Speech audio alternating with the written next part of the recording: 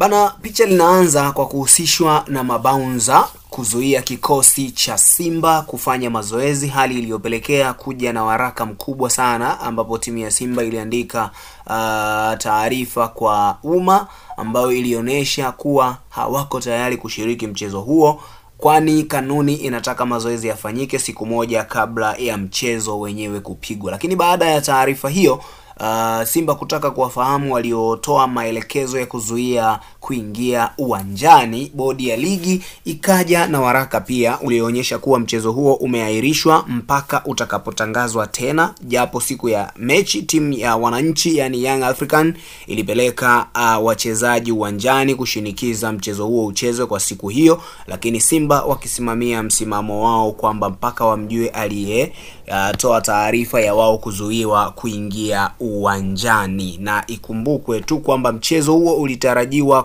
kuchezwa March 8.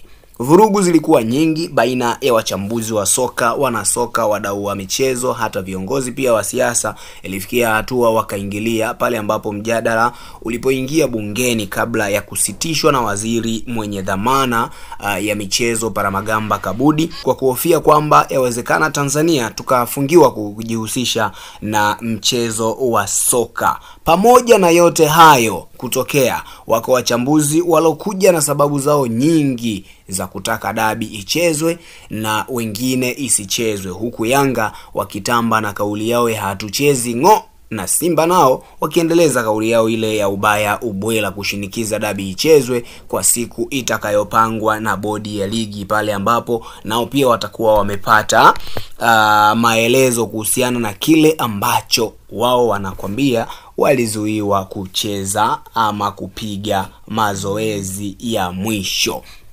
Pamoja na maneno mengi mitandaoni na vijiweni, hakukuwa na kauli yoyote iliyotolewa na viongozi, hata mamlaka zinazojihusisha na soka nchini, mpaka pale bodi ya ligi kutoa ratiba ya kupangwa kwa michezo yote iliyobakia na kuonesha mchezo wa dabi uchezwe Juni 15 mwaka huu wa 2025, huku Young African wao wakiwa tayari na ratiba ya kuelekea nchini Rwanda kwa mwaliko rasmi kutoka nchini humo ili waende wakacheze na timu kutoka katika nchi hiyo ya Rwanda. Lakini Juni 9 bodi ya ligi ilikutana na baadhi ya viongozi wa Yanga na kufanya nao kikao cha ndani ili kupata suluhu ya mgogoro huo. Nini kilitokea baada ya kikao hicho kutamatika? Yanga walitoka hadharani mbele ya waandishi wa habari na kutoa msimamo wao zaidi ni kushinikiza kauli yao ya hatuchezi mpaka pale mamlaka zitakapokuja na majibu kwa nini dabi ile ya mwanzo haikuchezwa. Lakini walikuwa na vitu kadhaa ambavyo wao kama Young Africans walihitaji vifanyiwe kazi. Cha kwanza ilikuwa ni kuvunjwa kwa kamati ya uendeshaji wa bodi ya ligi, ambapo ni ile kamati ya masaa 72, lakini kujiuzuru kwa mtendaji mkuu wa bodi ya ligi ama CEO. Lakini pia wakaja na maelekezo mengine kwamba kujiuzuru kwa katibu wa shirikisho la soka TFF kwa maana ya Mr. Kidau. Lakini namba 4, bodi ya ligi rasmi ibadili muundo na iwe chombo huru na sio sehemu ya TFF.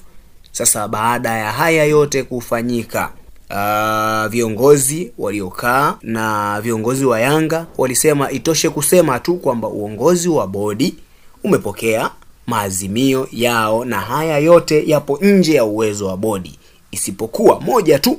La kwanza, tumeyapokea haya mengine matatu na tutayawasilisha kwa shirikisho la mpira wa miguu na kwenye mkutano mkuu. Baada ya kikao, Yanga yaendelea kusisitiza kutokucheza. Baada ya yale yote walizungumza na wanahabari.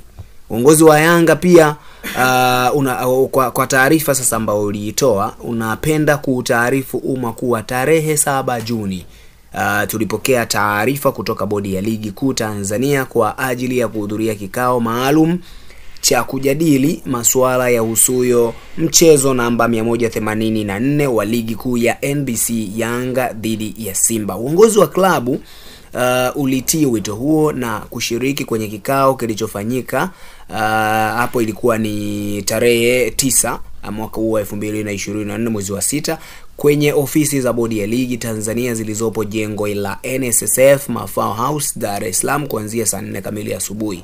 Baada ya majadiliano ya saa kadhaa, viongozi wa klabu waliwasilisha msimamo wao kwamba hawatashiriki mchezo huo namba 184 uliopangwa kufanyika tarehe 15 Juni 2025 mpaka pale matakwa yao yatakaposikilizwa. Baada ya yote hayo, ikiwa wametoka kupokea cheti cha Super Brandi kama taasisi namba 2 yenye chapa kubwa nchini na namba 1 kwa taasisi zinazojihusisha na soka, ambapo cheti hicho kimetolewa na Super Brand East Africa.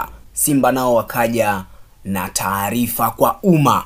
Klabu ya Simba inatoa taarifa kwa wanachama, wapenzi na umma kwa ujumla kuwa mchezo namba 184 dhidi ya Young African uliopangwa kufanyika tarehe 15 mwezi wa 6 2025 upo kama ulivyopangwa.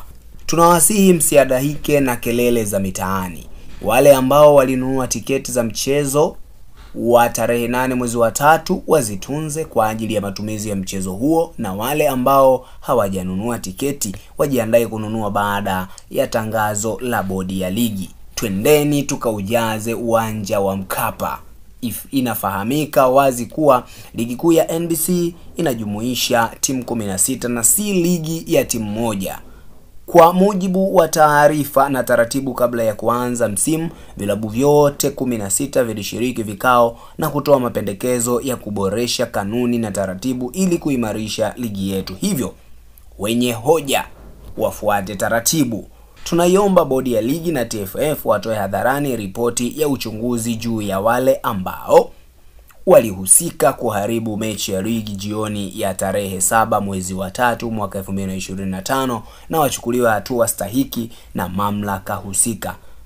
Kutotolewa kwa ripoti na kutochukuliwa hatua kwa wanaoendelea kuchochea ghasia ni sawa na kulinda uharamia katika mpira ambao unatia dosari mafanikio yaliyopo katika tasnia ya mpira wa miguu nchini Tanzania kwa sasa. Hiyo imetolewa na uongozi wa klabu ya Simba mnamo tarehe 10 Juni mwaka 2025. Bado ni kugumu. Ugumu wake unakuja pale kila mmoja anataka angaliwe kwa kile ambacho yeye anaona kipo kwa upande wake. Lakini nini ambacho tunakitamani? Tuone mpira wa Tanzania ukichezwa bila kuangalia huyu ni nani kavunja kanuni, kavunja taratibu, kaenda kinyume na sheria, basi achukuliwe hatua na mengine yaendelee. Hii ni Tony TV. Nini ambacho kitaamuliwa? Nini ambacho kitatokea? Usisahau kusubscribe, kushare na kucomment.